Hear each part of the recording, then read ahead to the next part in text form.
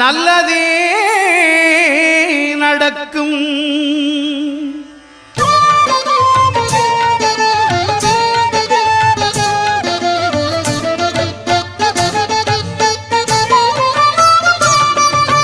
ஒன்பது கோளும் ஒன்றாய் காண அங்கு கற்பகம் என்னும் கடவுளின் மெய்யில் ஒன்பது கோளும் ஒன்றாய் காண அங்கு கற்பகம் என்னும் கடவுளின் மெய்யில்